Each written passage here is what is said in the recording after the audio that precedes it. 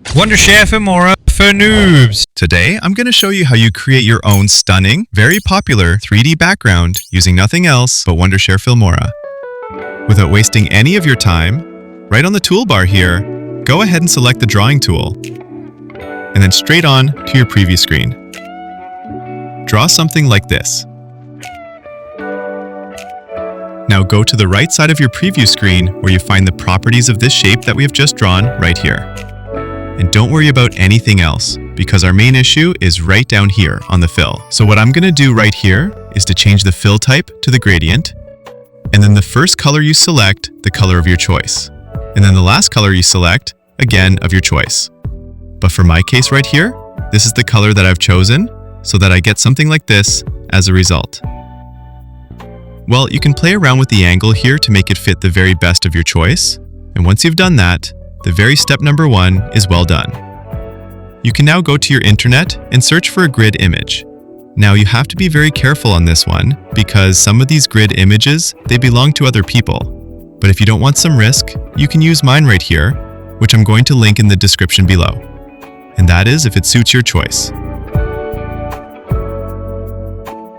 Well, right after dragging this image right here, it looks like this. And of course, you don't see what's behind the first layer, all right? So this is what we're going to do right here. On the property side, scroll down to the composition, and then change it to pin light.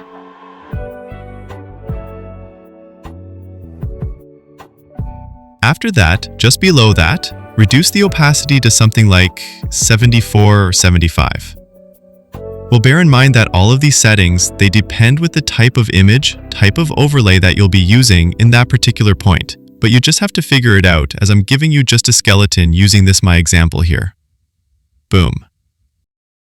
Oh, but it's not animated yet. Alright, so now let me show you how to animate it. Now we need to animate this overlay. As you can see right now, it's a still image, and if we export this, it remains a still image. But we need it animated, alright? So how do we go about that? Very simple. On the Properties tab, I can increase the scale here to something like 127. And in that way, it allows you to have a room of animation, of course, through keyframes. And that simply means that you have to add a keyframe on the very first frame of your image overlay, which is going to be turned into a video in a minute. Well, now let's do it. Now, it depends what kind of animation do you want. If you want it to pan to the right side, that means you have to drag it all the way to the left side, like in this way right here, as you were seeing from my previous screen. If you wanted to animate it downwards, like vertical, right, that means you have to drag it down all the way to the top, like in this way that you were seeing right here. All right, and let's say this is how I would do it. And right now on the last keyframe, you have to move it all the way to the down. All right, so that simply means we have this kind of an animation right here.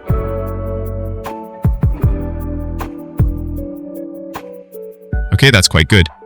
But one little problem here, this is very short. We want a long background, all right? So that means we have to create a loop effect on this image right here. So you have to be very careful on this one, all right? You have to duplicate this image right here, all right? And then reduce its opacity.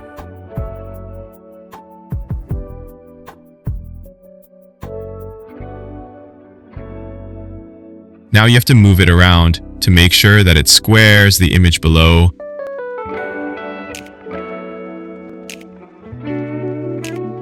And once the boxes have squared each other, that means that the loop is not going to be visible in any way. And then after that, my dear friend, you just have to set back the opacity and then duplicate this to the length of your own choice.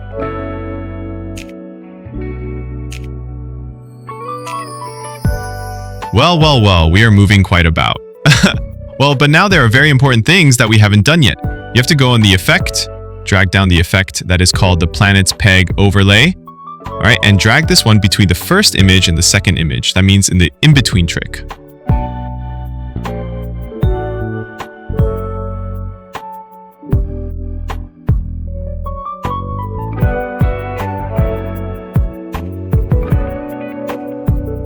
And after that, go to the stock media right there and drag down a black simple color image Go to the mask key here, and then select a circle. Adjust the circle mask only to cover the corners of the whole screen right here. And of course, right now you just have to reduce the opacity a little bit. And then increase the blur strength. And then lastly, invade the mask. So the image, just have to bring this kind of a vintage effect, like this way right here. Now the very last trick right here, my dear friend, to make everything the best, like you have never thought about. Select all these things, and then create what we call a compound clip.